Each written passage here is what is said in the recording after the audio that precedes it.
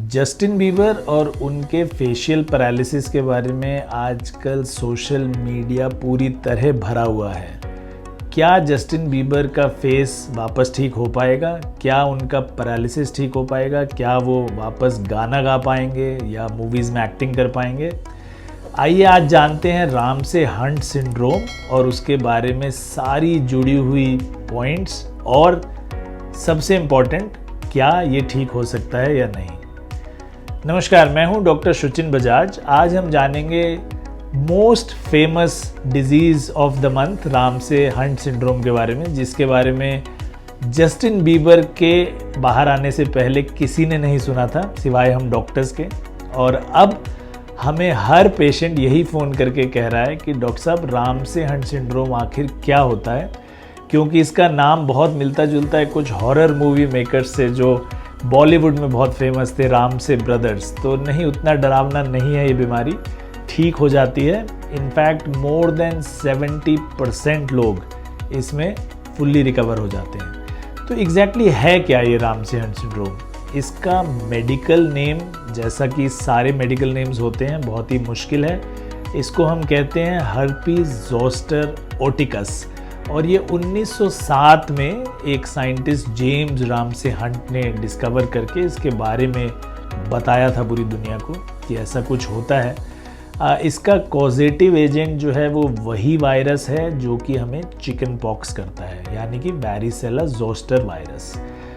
इस वायरस की खासियत ये है कि आपको एक बार अफेक्ट करने के बाद परमानेंटली आपकी बॉडी में छुप कर बैठा रहता है, तो कभी भी वापस रिएक्टिवेट हो सकता है, स्पेशली जब आपकी इम्यूनिटी कम हो, आप बीमार हो, आप बहुत स्ट्रेस में हो, बहुत मेहनत कर रहे हो, चाहे मानसिक चाहे शारीरिक।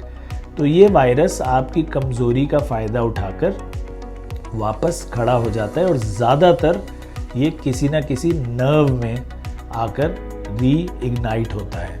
तो नर्व में आने से यूजुअली तो शिंगल्स जैसे सिम्टम्स आते हैं, जो आपने देखा होगा कि वैरिसेला ज़ोस्टर या शिंगल्स बोलते हैं हम जिसको, जिसमें एक नर्व इफेक्ट होती है और वो बहुत पेनफुल इरप्शन होता है, वेसिकल्स होते हैं, बहुत सारे दाने आ जाते हैं जो बहुत ही एक्सट्रीमली पेनफुल होते हैं। कहा जाता है कि it is one of the most painful conditions. लेकिन अगर आपकी ख़राब किस्मत से ये नर्व कान के अंदर वाली इन्वॉल्व हो जाए और वहाँ पर ये शिंगल्स इरप्ट हो जाएं, तो वहाँ पर आपकी एक बहुत इम्पॉर्टेंट नर्व चल रही होती है जिसको हम फेशियल नर्व बोलते हैं, और वो इफ़ेक्ट होने से वहाँ पर उस साइड का पूरा फेशियल पैरालिसिस हो सकता है। तो इसके कितने टाइप्स हैं? 3 टाइप्स इसके डिस्क्राइब किए गए हैं रामसे हंट सिंड्रोम के।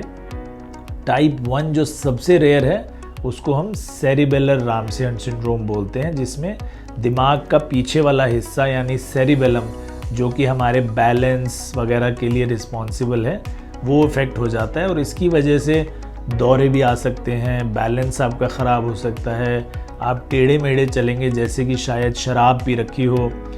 इसको हम एटैक्सिया बोलते हैं अपनी लैंग्वेज में, और ट्रेमर्स आने शुरू हो जाते हैं, कपकपी हो जाती है, और बहुत सीवियर केसेस में रिकरेंट दौरे पड़ते रहते हैं। सेकेंड टाइप वही है जो मोस्ट कॉमन है, जिसको हम हर्पीज ज़ोस्टर ओटिकस बोलते हैं, जिसमें कान के अंदर छाले आ जाते हैं, एक चित्ते से प्रोड्यूस हो जाते हैं, और उससे नर्व कंप्रेस हो जाती है एक साइड की, और एक साइड की फेशियल नर्व कंप्रेस होने से आपका मुंह टेढ़ा हो जाता है, कुल्ला करने में प्रॉब्लम होती है, खाने पीने में प्रॉब्लम होती है, बोलने में प्रॉब्लम होती है, आपकी जीभ लड़खड़ाने लगती है, और इसी को मोस्टली देखा जाता है। जस्टिन बीबर को यही वाला वेरिएंट हुआ है। टाइप 3 जो होता है वो फेशियल से बिल्कुल अलग है, वो उसको हम आर्टिसंस पाल्सी बोलते हैं, जिसमें आपकी बाजू की नर्व जो है अल्नर नर्व, वो अफेक्ट हो जाती है, और उसकी वजह से हाथ में चलने में प्रॉब्लम आती है। तो जब रामसे हंट सिंड्रोम हो तो डायग्नोसिस कैसे करते हैं? डायग्नोसिस देखिए, एक डॉक्टर को अगर आप दिखाएंगे तो देखते ही वो डायग्नोसिस कर सकते हैं आपके कान के अंदर छाले हैं, आपको बहुत ज़्यादा पेन है, और एक साइड की facial nerve lower motor neuron paralysis हो चुका है आपको, यानी कि आपका पूरा फेस ऊपर से नीचे तक इन्वॉल्व है। तो बड़ी इजीली हम डायग्नोसिस बना सकते हैं। लेकिन अगर कंफर्म करना हो तो हमें कान के अंदर से जो आपके रैशेज़ हैं उसमें से फ्लूइड सैंपल लेकर उसको टेस्ट भी कर सकते हैं और उससे कंफर्म हो जाता है। तो अब कंफर्म हुआ तो इसको इलाज कैसे करें? तो इलाज में देखिए कुछ दवाइयां हैं जो एंटीवायरल हैं, क्योंकि ये वायरस की वजह से है। तो एसाइक्लोविर, फैमसाइक्लोविर जैसी एंटीवायरल्स हम देते हैं। दर्द क्योंकि इसमें बहुत ज़्यादा होता है तो non steroidal anti inflammatory drugs यानी पेन किलर्स देते हैं। कार्बामेज़ेपिन जैसी दवाइयाँ दे सकते हैं क्योंकि न्यूरैल्जिक पेन है, ये नसों का दर्द है, तो नर्व्स को स्टेबलाइज करने के लिए कार्बामेज़ेपिन दे सकते हैं। एंटीहिस्टामिनिक्स दे सकते हैं। कुछ ईयर ड्रॉप्स आपको आपके डॉक्टर साहब प्रिस्क्राइब कर सकते हैं ताकि ये रैशेज़ जल्दी ठीक हो सकें। इन दवाइयों के साथ साथ आप घर पर भी काफ़ी एक्सरसाइजेज कर सकते हैं जिससे कि आपकी नर्व जल्दी रीस्ट्रेंथन हो।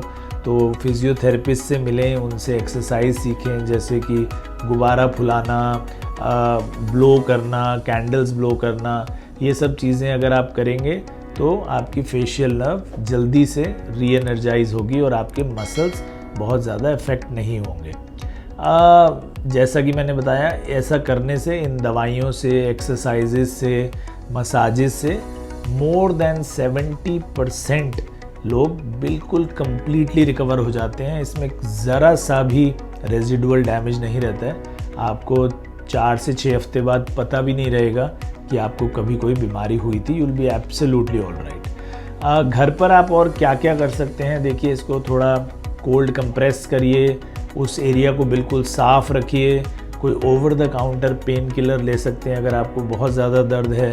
ईयर ड्रॉप्स डाल सकते हैं। जब फेशियल पैरालिसिस हो गया है तो आपकी आँख पूरी तरह बंद नहीं कर पाएंगे आप। तो उसमें एक डेंजर ये है कि जब आप सो रहे हैं और अगर आपकी आँख खुली रहती है तो उसमें कुछ गिर सकता है, उस पर डैमेज हो सकता है। तो सोते वक्त अपना आई पैच लगाकर या एक आँख को पट्टी बांधकर सोएं ताकि आपकी आँख खुली ना रह जाए। उसके लिए आप आई ड्रॉप्स लगातार डालते रहें ताकि आपकी आँखें मॉइस्ट रहें और ड्राइनेस से उन पर कम से कम डैमेज ना हो।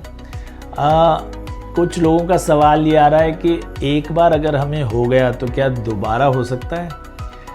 बहुत रेयर है ये, बहुत ही रेयर। मैंने अपनी लाइफ में कोई पेशेंट ऐसा नहीं देखा जिसको रामसेहंट 2 बार हुआ हो, बट थ्योरेटिकली ये पॉसिबल है क्योंकि जैसा मैंने बताया ये वायरस लाइफ लॉन्ग आपकी बॉडी में रहता है और मौका आने पर दोबारा इरप्ट हो सकता है जब आपकी इम्यूनिटी कम हो, जब आप स्ट्रेस में हो।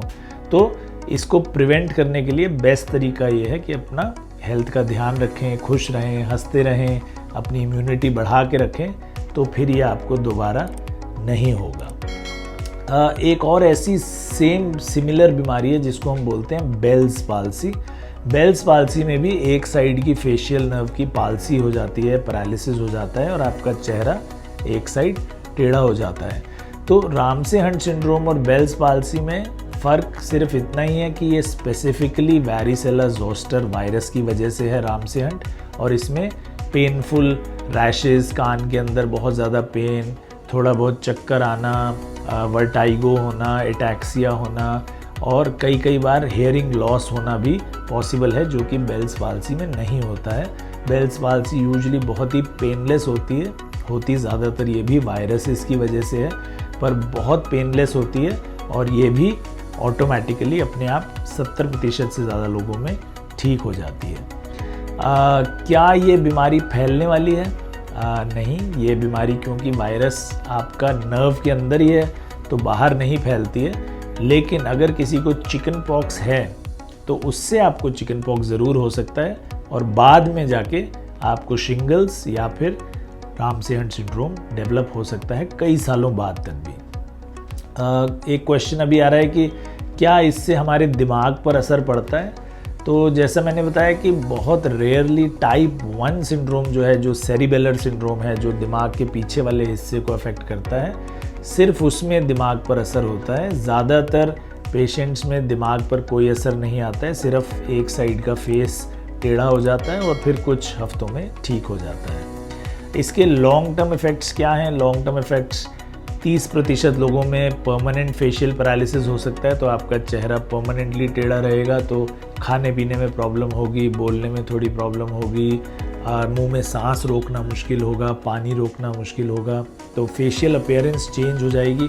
आपकी आँख पर असर हो सकता है, तो विजन लॉस भी हो सकता है क्योंकि आपकी आँख बंद नहीं हो पाती है प्रॉपरली। कान पे डेफिनेटली असर हो सकता है, तो आपकी हेयरिंग जा सकती है।